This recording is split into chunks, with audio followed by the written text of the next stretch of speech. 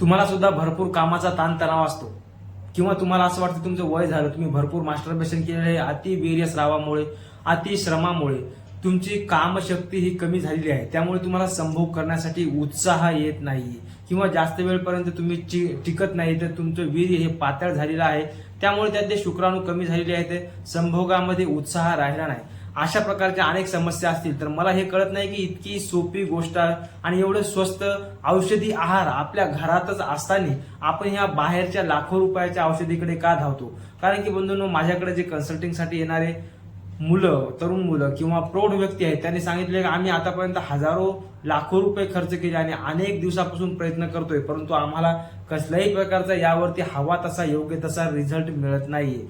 तर बंधूंनो, आयुर्वेदामध्ये चरक संहितेत वाजीकरण प्रकरणामध्ये अशा 2 प्रकारच्या औषधी सांगितलेल्या आहेत की एक प्रकारची अशी औषधी असते की जी फास्ट रिझल्ट देणारी असते, की ती घेतली म्हणजे आपल्या शरीरात शक्ती असो किंवा नसो तात्पुरती शक्ती तयार होते आणि तुम्ही एका रात्रीपुरतं वायग्राच्या गोळीसारखं काम करू शकता. परंतु दुसऱ्या प्रकारातल्या औषधी मला खूप आवडतात की कोणत्या, की त्या लॉंग टर्म पर्यंत रिझल्ट देतात आणि जी आतून जी रूट कॉज जी समस्या आहे तिचा नाश करतात. उदाहरणार्थ काय आहे, तुमच्या शरीरामध्ये वृक्षता आली असेल, त्याच्यामुळे तुमचं मन शरीर हे विचलित डिस्टर्ब राहत असेल, व्यवस्थित झोप येत नसेल, व्यवस्थित पोट साफ होत नसेल किंवा तुमच्या शरीरामध्ये अत्यावश्यक असलेल्या पोषक तत्वांचा अभाव असेल, तर आयुर्वेदामध्ये अशा प्रकारची एक आतून शक्ती वाढवणारी, मजबूत करणारी असं सांगितलेलं आहे की तुमच्यामध्ये बैलासारखी शक्ती आहे आणि सांडासारखं तुम्ही रात्रभर संभोग करू शकाल, इतकी तुमच्यामध्ये शक्ती आहे आणि इतका तुमचा संभोगाचा वेळ वाढेल.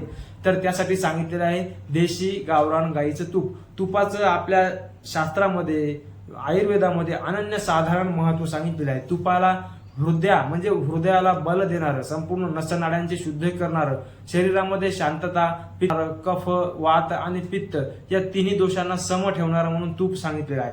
आणि जेव्हा तुम्हाला संभोग शक्ती वाढवायचा सल्ला देण्यात येतो तेव्हा सोबत 42 प्रकारच्या विधीने तुपाचा उपयोग हा कामशक्ती वाढवण्यासाठी करण्यात सांगितलेला आहे. परंतु आपण त्यापैकी काही ते मुख्य 2-3 विधींचा या ठिकाणी अभ्यास करणार आहोत. एक तर त्याच्यासाठी पायस म्हणजे खिरीचं वर्णन आलेलं आहे. उडदापासून बनवलेली खीर, जसे की मागील 1-2 व्हिडिओमध्ये सांगितलेलं आहे की काय करायचं, उडदाची डाळ घ्यायची, तिला तुपामध्ये थोडंसं तव्यावरती भाजायचं, तिचं बारीक चूर्ण करायचं आणि एखाद्या हवाबंद डब्यामध्ये ठेवायचं आणि जेव्हा तुम्हाला आवश्यकता असेल खीर करायची तेव्हा 2-4 चमचे घेऊन म्हणजे एक कटोरीभर खीर बनेल अशा प्रकारची ती उडदाची डाळ दुधामध्ये त्याची खीर बनवायची. त्याच्यामध्ये इलायची, जायफळ किंवा जे ड्रायफ्रुट्स वगैरे जे चवदार, खमंग, चविष्ट लागतील आणि मनाला शांतता देतील अशा विधीने ती खीर बनवायची आणि त्याच्यामध्ये 2-3 चमचे गावरान गाईचं तूप टाकायचं. तूप म्हणजे या ठिकाणी गावरान गाईचंच हे तुम्ही लक्षात ठेवायचं.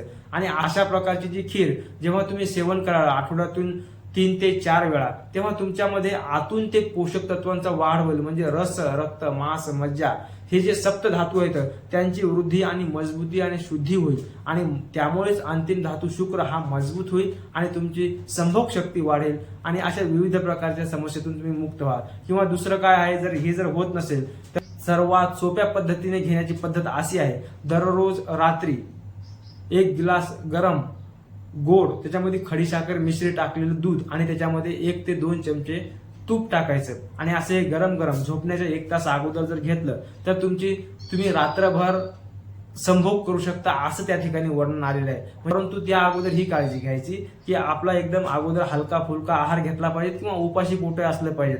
मग अशा वेळेस तुम्हाला चांगल्या प्रकारे रिझल्ट येतील, तुमच्या शरीरामध्ये काम उत्तेजक शक्ती वाढेल आणि तुम्ही चांगल्या प्रकारे संभोग सुखाचा आनंद घेऊ शकता.